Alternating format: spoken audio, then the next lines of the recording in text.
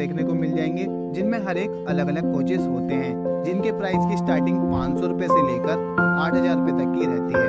आप अपने बजट के हिसाब से या फिर सुविधा के हिसाब से इन कोचेस की टिकट ले सकते हैं। क्रूज के थ्रू कोची से लक्षद्वीप तक जाने में आपको 15 से 18 घंटे का समय लग जाता है।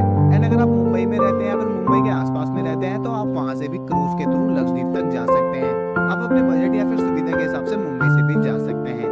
एंड अगर आप फ्लाइट के थ्रू लक्षद्वीप तक जाना चाहते हैं तो आपको केरला के कोची से लक्षद्वीप के अगाटी एयरपोर्ट के लिए डायरेक्ट फ्लाइट की सुविधा मिल जाती है। याद रखिएगा दोस्तों, आप जितने दिन पहले ही टिकट की बुकिंग करते हैं तो प्राइस उतने ही कम रहते हैं। फ्लाइट से लक्षद्वीप तक जाने में आपको 1 से 1.5 घंटे का समय लग जाता है। चलिए दोस्तों, अब आपने ये तो जान लिया कि आप कैसे पहुंच सकते हैं। अब बात कर लेते हैं कि आप लक्षद्वीप ट्रिप के लिए परमिट कैसे लें। दोस्तों, लक्षद्वीप यूनियन टेरिटरी है, जिस वजह से यहाँ पर आने के लिए परमिट लेना कंपलसरी रखा गया है। आपको ये परमिट केरला के कोची में लक्षद्वीप ऑफिस से मिल जाएगा। लक्षद्वीप ऑफिस को स्पॉट ऑफिस के नाम से भी जाना जाता है, या फिर आप इस परमिट को ऑनलाइन इस वेबसाइट पर जाकर भी ले सकते हैं। इसकी वेबसाइट की लिंक आपको नीचे डिस्क्रिप्शन में मिल जाएगी। एंड दोस्तों, याद रखिएगा, आप किसी भी तरह के पैकेज को बुक करके लक्षद्वीप तक जा रहे हैं तो इस कंडीशन में आपको परमिट लेने की कोई नीड नहीं पड़ती है। ये परमिट पैकेज में ही ऐड रहता है। एंड इसके लिए अगर आपने एजेंट से ही पैकेज बुक करवाया है तो आप एजेंट से पूछ सकते हैं, या फिर आप अपने पैकेज डिटेल्स में भी देख सकते हैं। चलिए दोस्तों, अब आप लक्षद्वीप पहुंच चुके हैं और परमिट की बात हो गई है, तो अब बात कर लेते हैं कि लक्षद्वीप में ठहरने और खाने पीने की क्या व्यवस्था रहेगी। दोस्तों, लक्षद्वीप में आपको रिजॉर्ट ही देखने को मिलते हैं, जिनके प्राइस 8,000 रुपए से लेकर 10,000 रुपए तक रहते हैं। आप किसी भी जगह पे जाएंगे तो आपको इसी प्राइस में होटल मिल जाएंगे। एंड खाने पीने की व्यवस्था के लिए आपको यहाँ पर वेज एंड नॉन वेज दोनों तरह का खाना मिल जाता है। और सी फूड तो यहाँ पर काफी फेमस है ही। आप यहाँ पर सी फूड भी इंजॉय कर सकते हैं, या फिर आप वेज खा सकते हैं या फिर नॉन वेज भी खा सकते हैं, जिसका आपको पर डे के हिसाब से 1,000 रुपए तक का खर्चा बैठता है खाने पीने का। दोस्तों, यहाँ पर आपको ठहरना और खाना पीना थोड़ा महंगा ही पड़ता है अदर टूरिस्ट प्लेसेस के हिसाब से। दोस्तों, मेरे हिसाब से आप पैकेज बुक करके ही लक्षद्वीप ट्रिप प्लान करिएगा। पैकेज की डिटेल्स मैं आपको आगे वीडियो में बताऊंगा। अब आप ठहरने और खाने पीने की व्यवस्था के बारे में जान चुके हैं, तो अब बात कर देते हैं कि यहाँ पर कहाँ पर आप घूमने के लिए जा सकते हैं और कैसे घूमने के लिए जा सकते हैं। दोस्तों, सबसे पहले आप ये जान लीजिए कि लक्षद्वीप घूमने के लिए आपको कम से कम 4 नाइट 5 डे की ट्रिप प्लान करनी होगी। अब आप सबसे पहले डे 1 में मिनिकॉय आइलैंड के लिए जा सकते हैं। बहुत कम क्रूज है जो कि आपको अदर आइलैंड पर ड्रॉप करेंगे। अगर आप क्रूज के थ्रू लक्षद्वीप तक जा रहे हैं तो आपको मिनिकॉय आइलैंड पर ही ड्रॉप करेगा क्रूज। अगर आप फ्लाइट के थ्रू जा रहे हैं तो आपको अगाटी एयरपोर्ट से स्टार्टिंग होगी। एंड अगर आप क्रूज के थ्रू आते हैं तो आप मिनिकॉय आइलैंड पर घूमने के लिए जा सकते हैं। दोस्तों, मिनिकॉय आइलैंड लक्षद्वीप का सबसे फेमस टूरिस्ट प्लेस है। एंड ये लक्षद्वीप का दूसरा सबसे बड़ा आइलैंड है। मिनिकॉय आइलैंड पर आपको एकदम क्लियर वाटर देखने को मिलता है। एंड यहाँ पर वाटर एक्टिविटीज भी आप कर सकते हैं। मिनिकॉय आइलैंड काफी ब्यूटीफुल आइलैंड है, जो कि लक्षद्वीप में हर टूरिस्ट को अपनी ओर अट्रैक्ट करता है। एंड यहाँ पर आकर आपको काफी अमेजिंग लगेगा। आप मिनिकॉय आइलैंड पर आप अच्छे से टाइम स्पेंड करने के बाद लाइट हाउस के लिए जा सकते हैं। आप लाइट हाउस के अंदर जाकर ऊपर से आसपास का व्यू भी देख सकते हैं।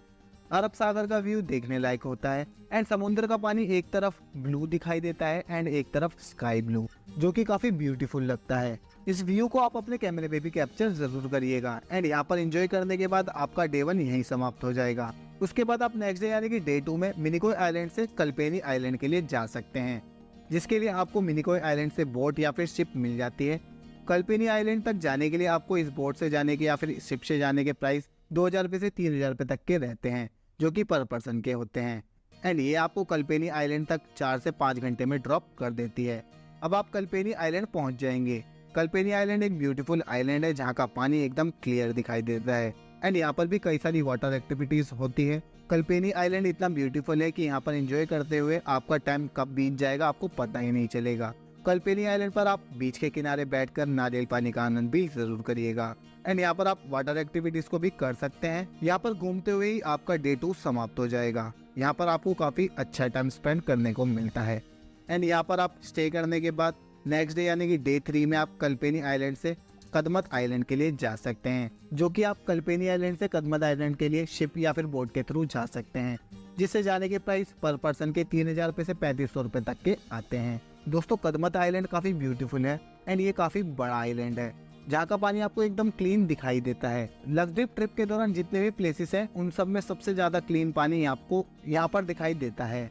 एंड आप यहाँ पर स्कूबा डाइविंग जैसी कई सारी वाटर एक्टिविटीज भी कर सकते हैं। एंड स्कूबा डाइविंग सबसे ज्यादा टूरिस्ट यहीं पर आकर करते हैं, बिकॉज पानी अंदर काफी क्लियर दिखाई देता है, जिसकी वजह से अंदर के नज़ारे काफी खूबसूरत लगते हैं।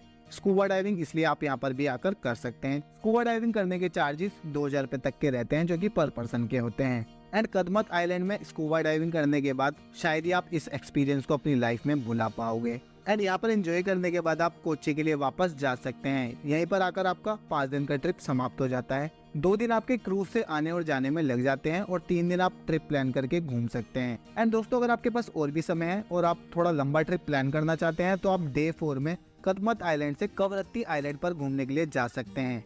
कवरत्ती आइलैंड भी काफी ब्यूटीफुल आइलैंड है। ये लक्षद्वीप की राजधानी है, जो कि अपने ब्यूटीफुल नज़ारों एंड ब्यूटीफुल बीचेस एंड सफेद मखमली रेत की वजह से काफी फेमस टूरिस्ट अट्रैक्शन माना जाता है। एंड यहाँ पर भी आप काफी अच्छा टाइम स्पेंड कर सकते हैं। अगर आप कपल हैं तो आपको यहाँ पर जरूर आना चाहिए। यहाँ के नज़ारे देखने लायक होते हैं। एंड यहाँ पर एंजॉय करने के बाद आपका डे 4 यहीं समाप्त हो जाएगा। एंड उसके बाद आप नेक्स्ट डे यानी कि डे 5 में बांगरम आइलैंड के लिए जा सकते हैं, जो कि लक्षद्वीप की सबसे beautiful sunrise view and sunset view को देखने के लिए एक बेहतरीन आइलैंड है। एंड ये भी काफी फेमस टूरिस्ट अट्रैक्शन है। आपका पूरा दिन यहाँ पर कब खत्म हो जाएगा आपको पता भी नहीं लगेगा।